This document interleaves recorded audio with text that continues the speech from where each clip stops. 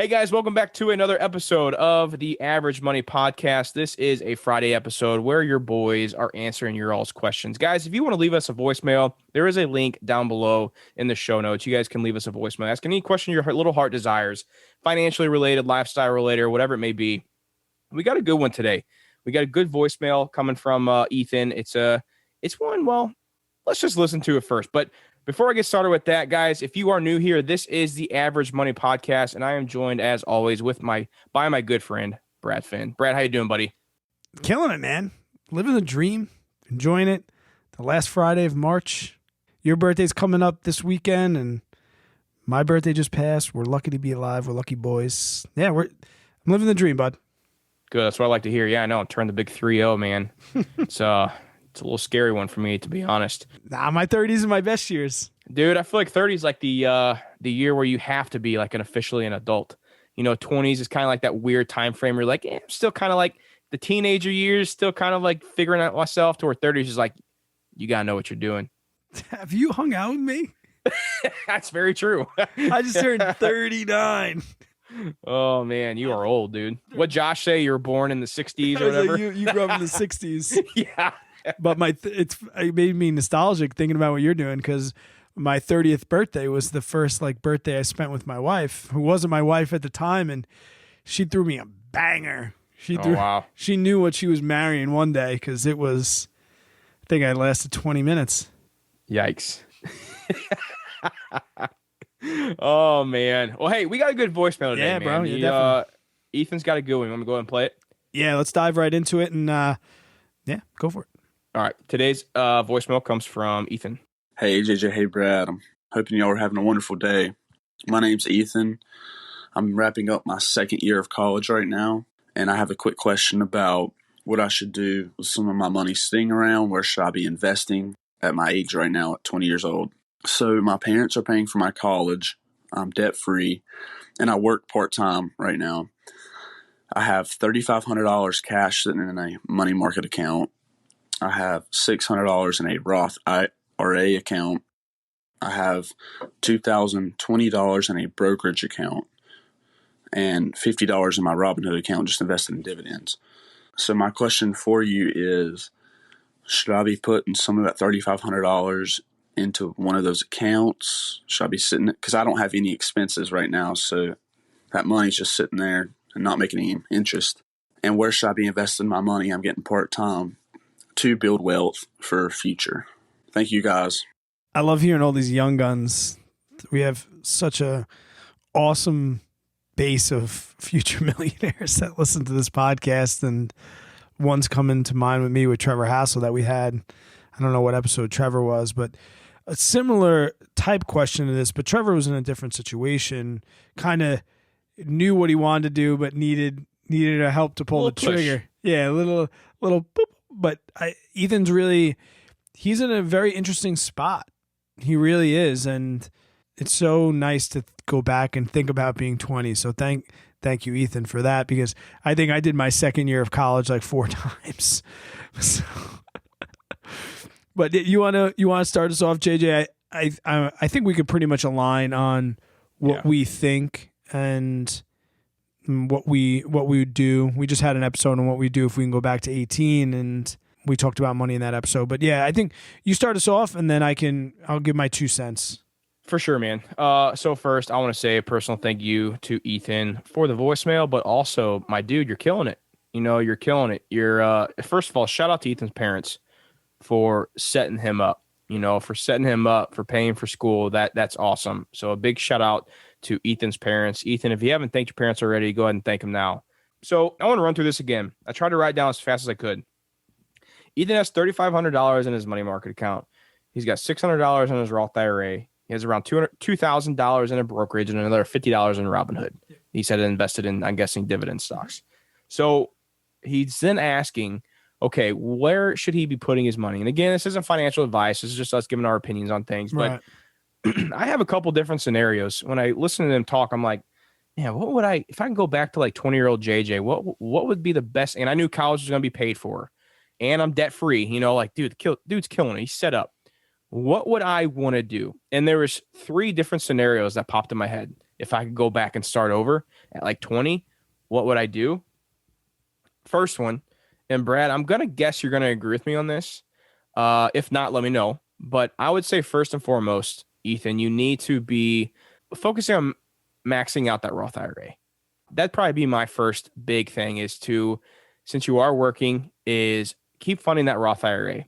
That's my first real big opinion on things. And my first scenario, I guess it would be, is I would want to plug as much money into my Roth IRA as possible because it is one of the greatest investment vehicles out there. And I'm not going to go into detail on that. We got an episode out that's called, I think, why the Roth IRA is the greatest investment vehicle or something. If you guys want to go into more detail, you can check that out.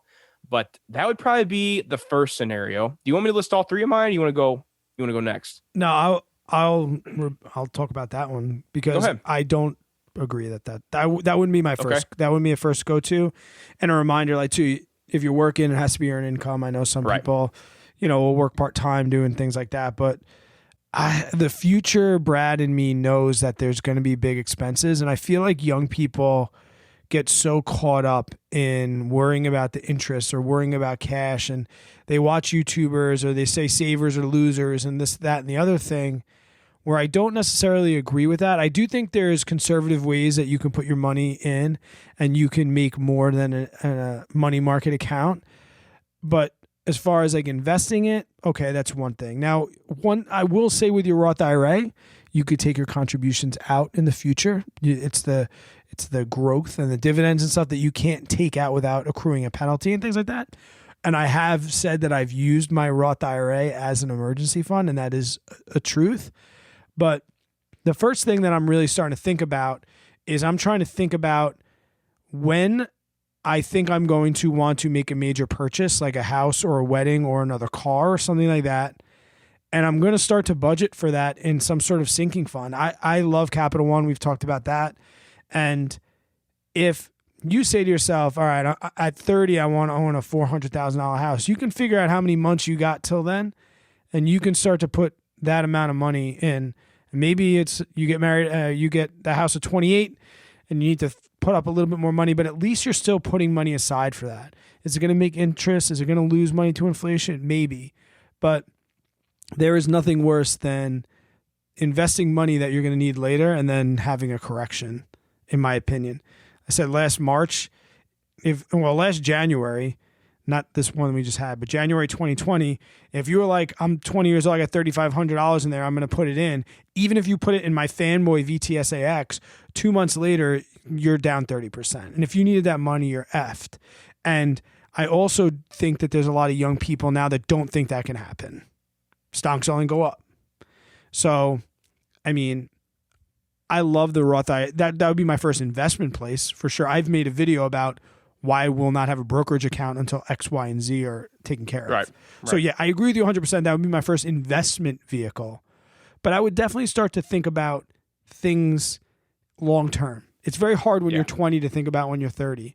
It's very hard when you're 20 to think about putting a ring on your finger. Most people don't get married like you guys did when you were so young. And I know that those are some things that hit me financially later on in life because I didn't think about them.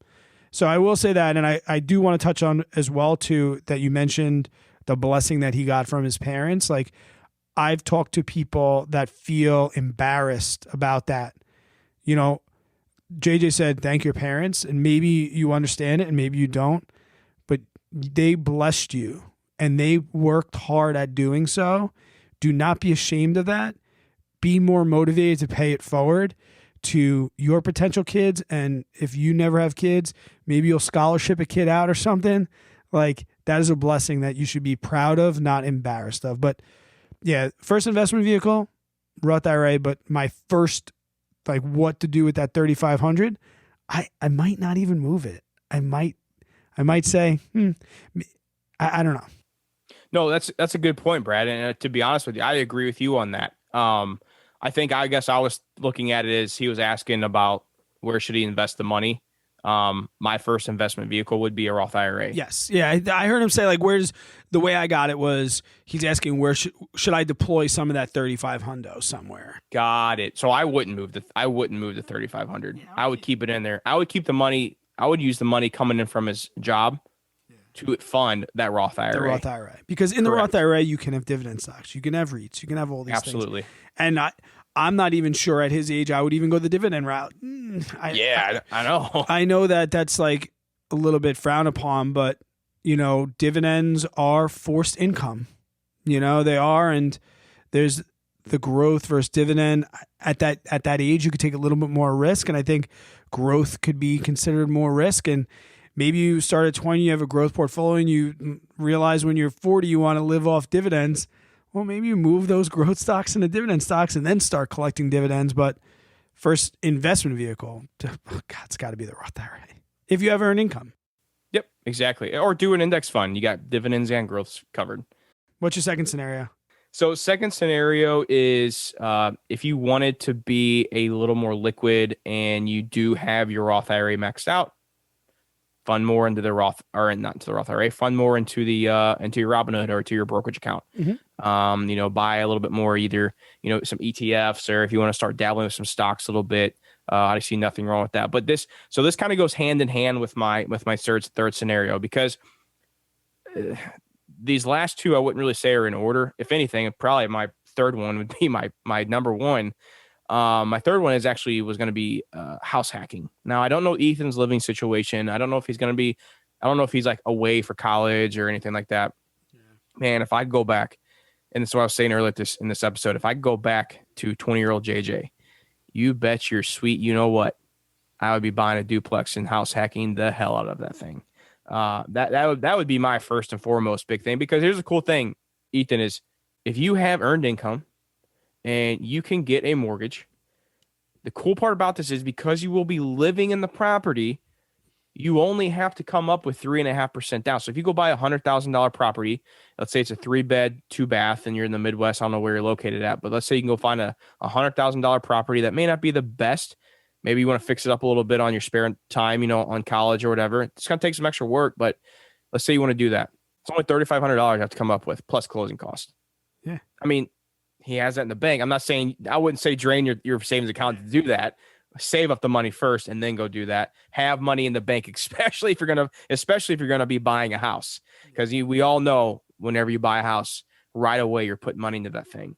So that would be probably my number one. Is really if real estate's in your realm, if that's something that interests you. It may not. Real estate's not for everybody. For me, I would do it in a heartbeat because of the wealth you can build through that. Because here's the cool thing: when you do that, whenever you leave that unit to buy your own personal home, or you want to do your next house hack or whatever it may be, now you have a full-fledged rental property, multi-units, that is renting and hopefully cash flowing it yourself if you did your numbers right. Mm-hmm. Then you're set up, man. You're making money. You have an appreciating asset, and I mean you're 20. Let's say you're 22 years old, and you have your first rental. You have your rental property fully rented out, and you're house hacking another one, or you're living in your personal mortgage. Yeah, I mean, and this is back to holding a little bit of cash. And I said buying a house, even if that is a house hack, like if you could save $2,000 a year for the next 5 years, and you start telling people that you have 15 grand liquid cash in the bank, no one's going to tell you you're an idiot. Yep. No one's going to be like, do you know how much money you lost to inflation on that 15 grand? Like, no. And this is back to that episode when my wife had $66K in the bank and I had no idea, because she was just saving, not investing, saving. And then when we needed a house, boom, money was there. And it's also really important to know too that, like what you mentioned, Brad, is you don't want to be putting short-term purchases, in the market. Yeah. If I have a lot of cash sometimes in the bank because for sometimes I'm looking for a rental property. And the call comes in. It comes in. Yo, I got a deal. I need the cash today. Yeah, and I don't want the market to be down 20% because of something crazy going on. And now instead of having a $40,000 down payment in cash, now I have $30,000 and I'm short. That's one thing you got to think about with these purchases. And that's one, I'm glad you made that point about having that savings first in hand. That's very important. If he said to us, I kind of want to buy a house. I know I want to buy a house in 10 years when I'm 30. For the next 5 years, would I be a donkey for taking money and putting it in a total stock market index fund? What would you say? No. You wouldn't do it for the next 5 years? Oh, hang on. I think I misread your question. I would invest it. Yeah. So, right. So if he knew that purchase, I'm not going to buy a house till I'm 30 years was old. far down the road, yes. 30 years old. For the next 5 years, I'm going to put it in a total stock market index fund for the next 5 years, and then I'll take it out and hold it in cash in case I need it. I want to buy a house in 6 years. You'd be okay with that? I would hope though that he would have other investments on top of that, like going towards retirement or whatever as well. Yes. Like I wouldn't want him to pull out his only investments to go buy a house. Right. No, I agree. Yeah, no, that would be kind of like his. Yeah, because I know that the stock market over the long term is probably going to go up. We know that, but like you did mention that long and that short term, and I'll tell you this too, because I've been getting this a lot, and I know I talk about index funds a lot. Maybe he already has all that, and maybe this was just strictly an investing question, and I want people to know, and I'm going to say it on the record for Ethan and for anybody else, that I have nothing against high risk investments with like 10% of your net worth. Same. I have no problem with, so like he's saying it right now, we got 35, call another 6 is 4,000, 62. Let's just say he has a $10,000 net worth. If he wants to take $1,000 of that net worth and go a little risky, I don't care. Like that would great. You know, he's so young. I would if it was me personally, even a little bit more than that would be fine. Yeah, that gives he's me so young. That gives me the heebie-jeebies thinking about that. Like 10% for me is like. Oh, you're saying no more than that? Yeah. For me, and I mean, you have to define your risk. Like I know people right now that think that NFTs are a really, really great investment. You know, and maybe that's an episode we need to talk about. I don't even want to talk about it, but you know, but then again, like a couple years ago, Bitcoin was an NFT to most people as far as like the same level of playing field. So you define that risk, Ethan. So, I mean, JJ made a good point. You are a little bit younger, so you do have a little bit more risk tolerance. You have a little bit more time to make up for mistakes. But I think if anything, when you're saying to me, when I hear like, all right, I have money in this money market account, it's not really making any interest. No money market accounts really are right now. And you sounded worried that you need to deploy that somewhere else to be financially successful. Dude, man, you're straight. You got some emergency fund in the bank. You're blessed. You know, maybe you want to get a car in a little bit or whatever. I don't think you should be ashamed or feel rushed or feel pressured to move that 35 hundo. So true, man. I agree 100%. Yeah, and I said, if you ever definitely earn income, the first place, even outside that broker, to be honest, if we're having this conversation and we're being really, really honest with one another, before I touch that 35 hundo, I'm taking the 22 out of the brokerage account and I'm putting it into the Roth IRA. I'm moving money from the brokerage account into, because you can make the same exact investments, but with the Roth IRA, you have a fixed amount, and they just moved it. So you can still invest in 2020 up until May 17th. So even though we're in 2021, you still have till the May 17th. And if you've already put money in 2021, you can still go back and do it for 2020. You get to choose the year when you put that contribution in. I'm moving that brokerage money first. I'm taking the $50 out of Robinhood and I'm putting it into my Roth IRA, because the $50 in dividend in Roth IRA is probably going to hold you back longer in the long term than if you put that in your Roth IRA and let it compound until you're 59 and a half. And grow tax-free. You know, put it in realty income, you know, the monthly paying dividend stock. Put it in AT&T, 7%, whatever. I'm not telling you put it in any stock, but I'm saying you can you can put those dividends. Right now you're paying taxes on those dividends inside Robinhood in your brokerage account. You're not ever going to pay taxes in your Roth IRA. And if you die, your kids and your beneficiaries aren't either, you know? So. Yeah, no, I agree. And I want to reiterate something real quick before we wrap this up, Brad, is I'm glad you made that point, because I think it's a very important point to be made, especially to a kid like Ethan, is don't be so concerned on, I got to invest every dollar because I got to make the interest rate. Yeah. I'm so glad you brought that up, Brad, because I completely missed that. I wasn't thinking about, because I was so focused on Ethan's question about, you know, what should I invest in, that it is very important to just get through school, man.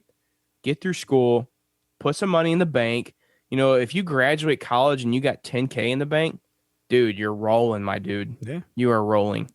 I think my investment portfolio is probably like $250, and I have over $100,000 in Capital One.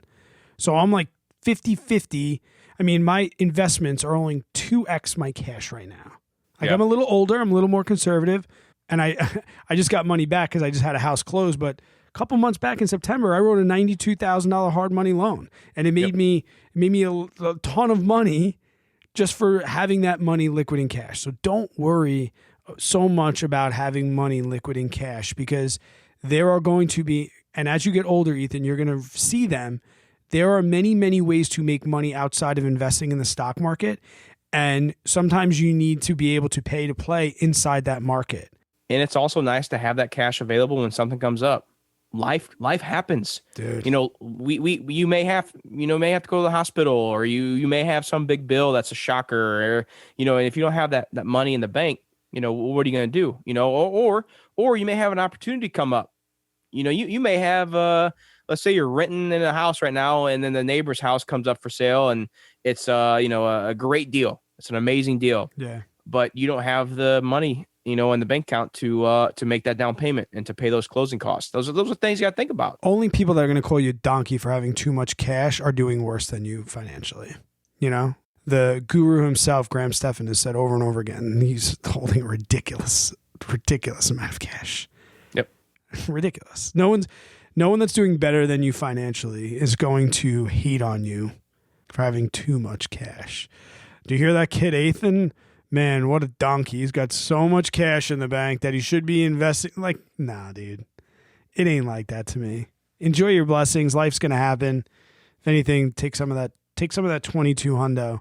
And maybe I'll post my video about, I think the title is like, I will not have a brokerage account. Because at the time it was, I will not have a brokerage account until my 403B is maxed, my 457 is maxed, my Roth IRA is maxed, my HSA is maxed, and all the other things are maxed. Then I'll start to dabble in a brokerage account. Now, do I now? Yeah, all my stuff's maxed. But yeah, man. Great question, Ethan. Great question. Keep the 35 hundo. Maybe put some more money into that Roth IRA. Yep. Win-win, man. I mean, like I said, dude, you're killing it. You're going to be successful. Mm-hmm. Asking these questions as a 20-year-old. Damn. Come on, dude. Come on, my man. You're killing it, brother. Let's go, baby. Guys. I wish I could tell you what kind of questions I was asking, what I could do with 35 hundo when I was 20 years old. Jeez. Oh, I love it, man. I love it. You freaking boomer. All right, guys. Hey, we appreciate you guys so much for listening, and everyone who has sent in voicemails. Thank you guys so much. If you have a question, click that link down below. You'll get to hear your voice on the Average Money Podcast. To hear your question, we'll answer it. May not be right, but we'll answer it. Guys, thank you so much for listening, for giving some of your time during your day to listen to Brad and I's voice. Until the next one, you guys take care.